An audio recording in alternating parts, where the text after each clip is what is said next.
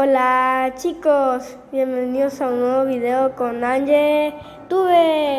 Bien, vamos a seguir aprendiendo los números en guaraní, pero esta vez va a ser de 10 en 10 hasta el 100.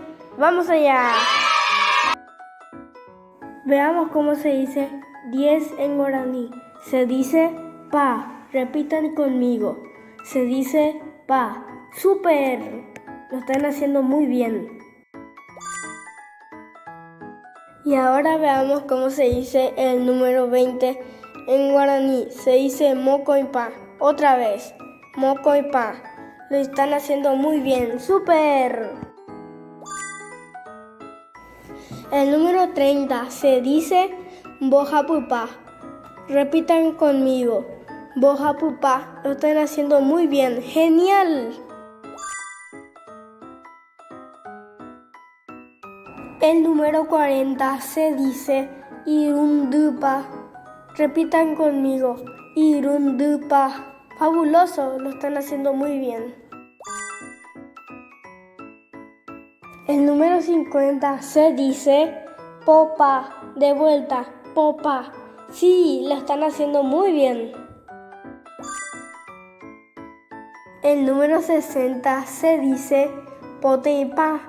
Otra vez. Poteipa. ¡Súper! El número 70 se dice pocoipa. Repitamos, pocoipa. ¡Genial! El número 80 se dice poapupa. Otra vez, poapupa. ¡Fabuloso!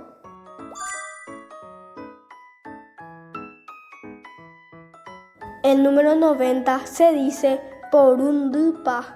Otra vez, porundupa. Chicos, y por último vamos a hacer el número 100. Se dice sa. Repitamos, sa. ¡Súper! Acompáñenme a repasar. 10, pa. 20, mocoipa. 30, bojapupa. 40, irundupa. 50, popa.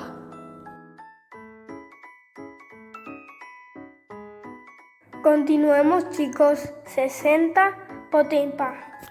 70, pocoipa. 80, poapupa. 90, porundupa. 100, sa.